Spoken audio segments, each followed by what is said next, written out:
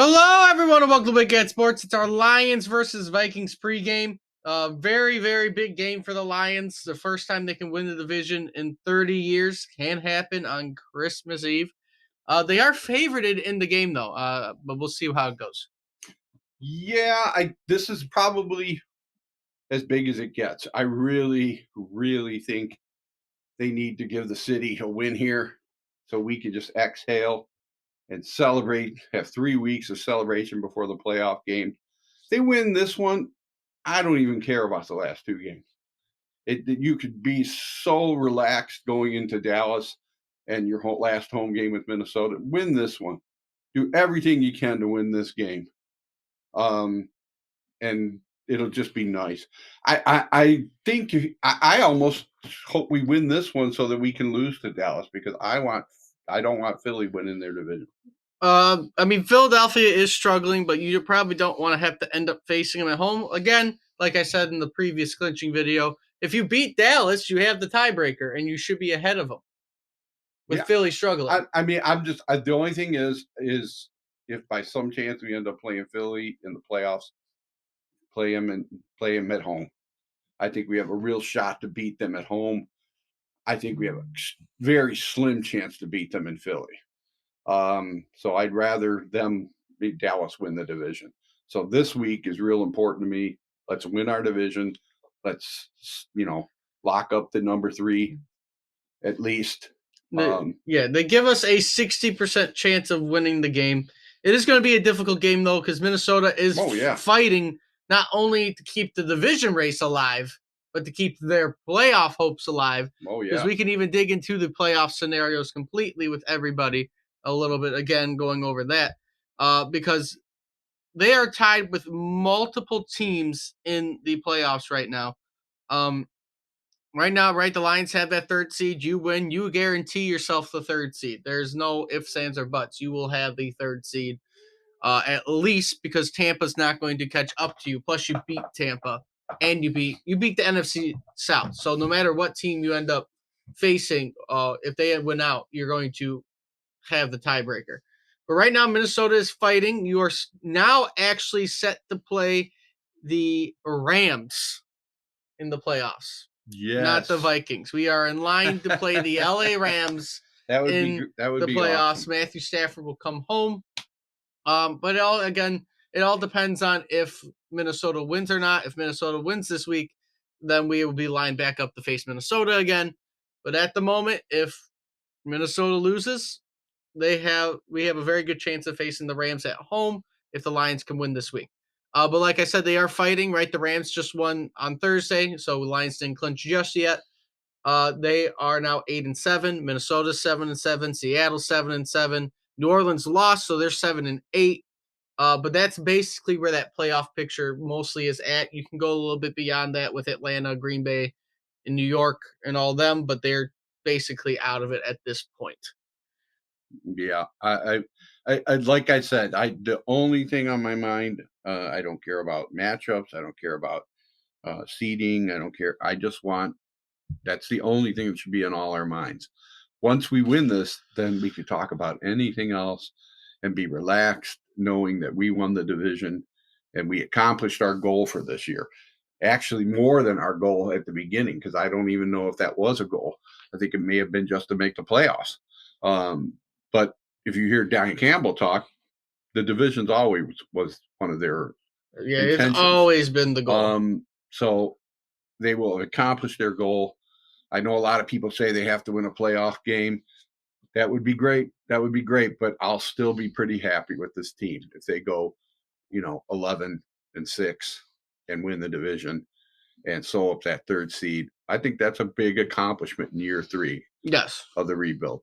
Big accomplishment. So injury-wise, CJ came back this week, has been practicing, but he will not play because he's in that evaluation period. McNeil is still on IR. ESPN saying his expected return date is January 7th, so the last game of the year. Brock Wright has been questionable. Apparently he got hurt. But I think he's going to be good to go. Barnes has also been questionable. I think he'll be good to go. Jacobs is also questionable. But I think for the most part, it's just little injuries here and there. Nothing that's going to keep anyone out. I know Sewell also got hurt during practice this week, but it was a tiny injury. I think they'll be full roster. No one's going to be out for the game besides the people who are obviously on IR, but we're getting everybody back, and it's a good time of year to get everybody back going. The O-line is the big thing. This team basically wins because of that offensive line giving enough time to Goff to do what he does and to open in holes for the running backs. Everything goes through that offensive line. And so it's really important to get them as healthy as possible.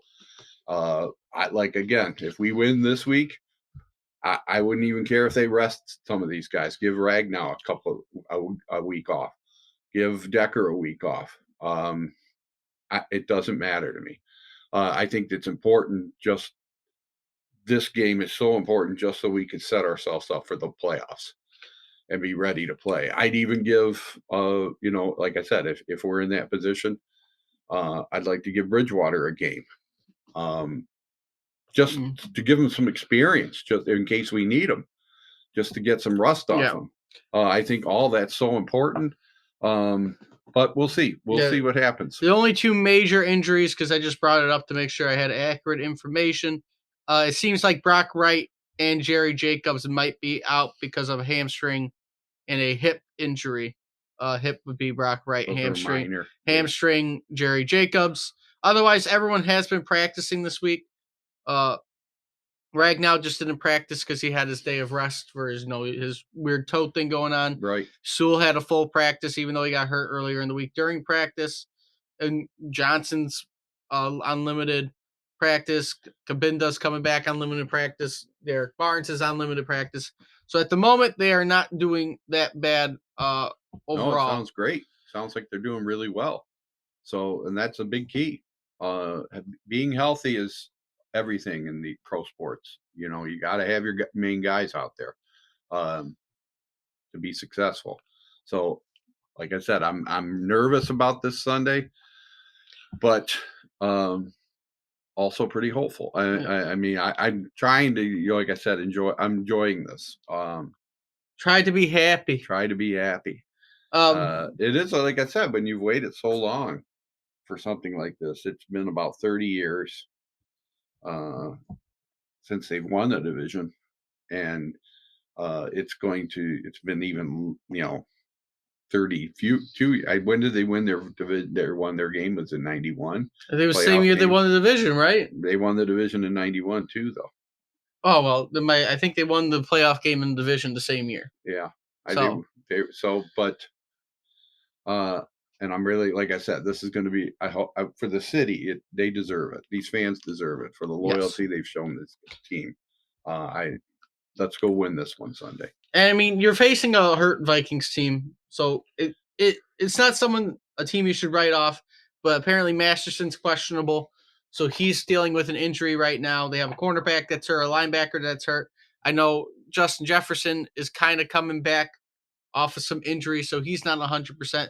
But they're without Kirk Cousins. You're facing Nick Mullins, who's not terrible. It's not someone you should take lightly, but he's not somebody who should torch your defense. Right. It's surprising how good some of these quarterbacks that everyone thought were dead on the dump fire, and they've come back and played really well. I mean, for what he is, Mullins has played really, really well. Yes, he is. Dobbs has played decent for what he is until he like I said, I didn't know. I mean, I was kind of worried about Dobbs playing against him with his mobility. So I'm there's a part of me that's glad that we're getting Mullins. But you look around the league and a lot of these backups are doing really, really well. Yes. Masterson, right? He's their top rusher, but he's hurt. And then their top wide receiver on top of Hawkinson, right? He's their leading receiver as a tight end. So that should tell you how the year's fully been going for Minnesota. But, you got to stop Hawkinson. You got to stop Addison. You got to stop Jefferson. It's still not going to be easy, but right? Your secondary isn't the greatest. It's better than it was last year, but it's not the greatest. So you have to make sure you're covering the passing routes, making sure everything's good, because you do want to win this game. I think this is, is it technically a must win? No. Would it be very, very good to win? Yes, because we can all just relax. Yes, it would be amazing to win. And not have to worry about big, anything. big. And the Lions, like I said, it's all about in sport. It's just about wanting it more. Go out there and want this game. I know last week was a big exhale. We were of relief because most of us did not think they'd beat Denver. So it was a big exhale, and they trounced Denver. That was the thing.